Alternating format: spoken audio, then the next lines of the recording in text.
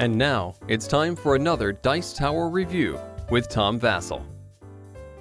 Hey folks, I'm Tom Vasel. Today we're taking a look at a small game called Architectura.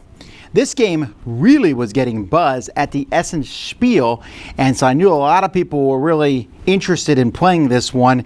It was putting cards out in a grid, and so I was very keen to give this one a whirl, to give it a try. It's a very simple game to understand and play.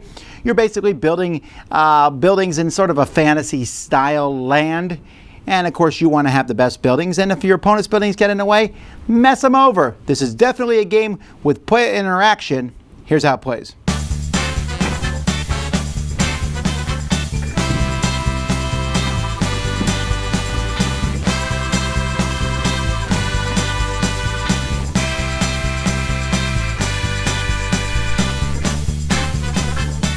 Now, Architectura, each player is going to have a base set of cards. There are 12 different cards that you have. There is an advanced way where you will have cards that no one else has. You have these 6 cards, and you can replace a card in your deck. So the theater here, which is a 4, I can replace any card in my deck that's a 4, so I can get rid of the market, for example, and put the theater in instead. And sometimes it tells you exactly what card is replaced by something. But it's up to you which card you're going to use if you're playing the advanced game. But you're going to have 12 cards. You're going to shuffle these cards and you're going to draw 3. Now this mat does not come with the base game. Instead, with the base game, you just have a bunch of these number cards, which you would just simply put out in the same spot to show 8 columns. And you're going to have rows equal to the number of players in the game. On your turn, you are going to play a card from your hand. You must. And you will play it in the first space of a row that has no cards yet. So let's say I would put the market there. Or you can put it in the empty space to the right of an occupied space. So let's say the next person decides that they are going to place the stable. They could put the stable here, or they could put the stable there. And then later on, when it's my turn, I might put the tavern here. Or I could put the tavern here. Or I could even put it down here, I suppose. When you put a card, it's going to be adjacent to other cards. Now, what you're going to do, and let's take a look here at this spot here. When you place cards, they are going to affect the card that is next to them. So here, for example, I placed the market. Once I place this stable here, it affects the market. So whenever you place a card, you're going to look at the power of your card compared to the power of the card there. If the value to the card to the left is at least 2 times lower, so half of this, then you would destroy the card and flip it over. Happily, for red, 7 is not double the value of 4. If it's lower, then it's just going to go down in value. So this one would go down in value to a 3. You can rotate it. If it's already at its lowest, here 3 would be the lowest, it would simply stay there. If you play a card that is less than the card that's there, then the value would go up. And if you play a card that is the same, for whatever reason, then the cards don't move at all. So you're going to make the card go up, go down, or destroy it.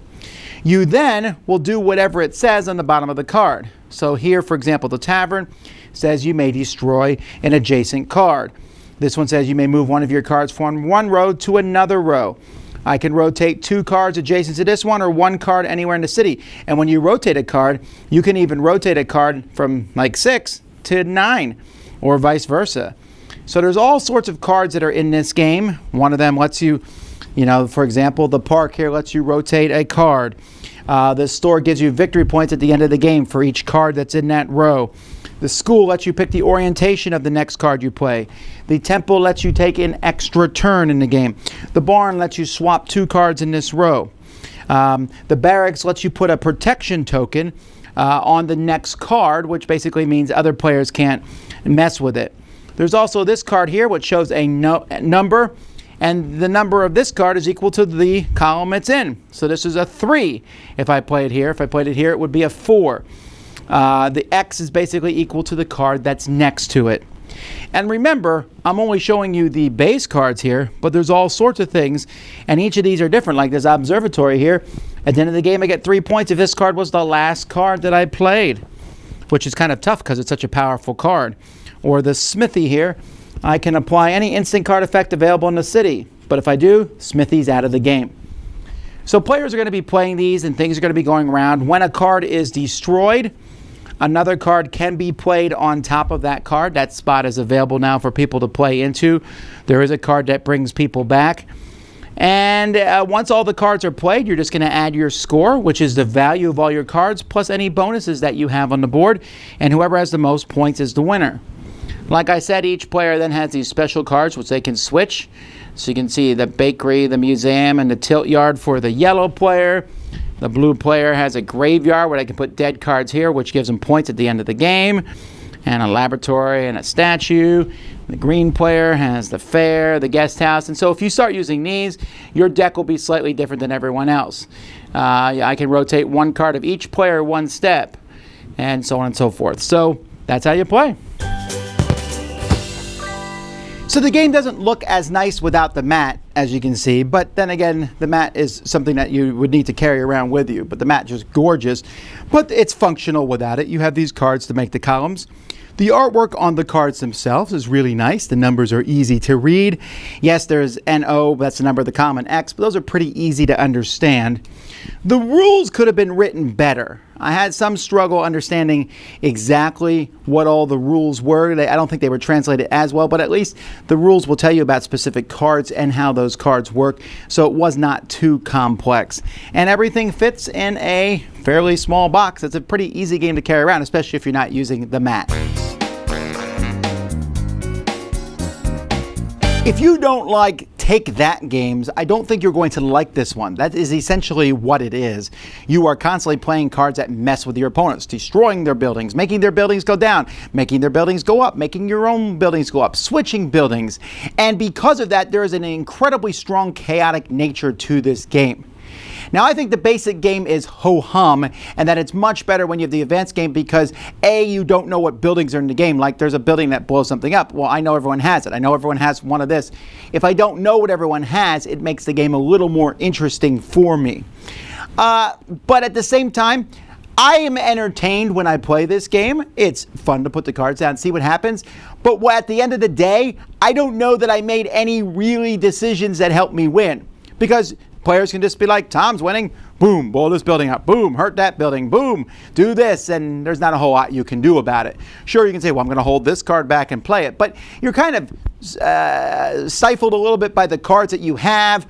Yes, at the beginning of the game, if you don't like your cards, you can put them on the bottom and draw 3 other ones. That's fine, and again, that gives you a little bit more of a leeway as to what cards you're going to play, but overall, Architectura is just kind of a game. That's not a very technical term, but means, I'm just playing some cards, having a good time. I don't mind games like that. Play some cards, have a good time. But sometimes I want a little bit more beyond that. And this game reminds me a little bit of an older game from Bruno Fedduti called Kingdoms. Or Castles, Castles. And Castles was a fine game, and Architectura is a fine game. I just don't know that there's a lot in there. 2-player games, a little bit more interesting, maybe because there's, every time I play a card, you play one back, so it's this kind of back and forth thing. And I want to say it's best with 2, but at the same time, then there's only 2 rows. Having 4 rows kind of makes things interesting, especially since cards that are above and below are considered adjacent, and there's just a little bit more going on. So I like Architectura.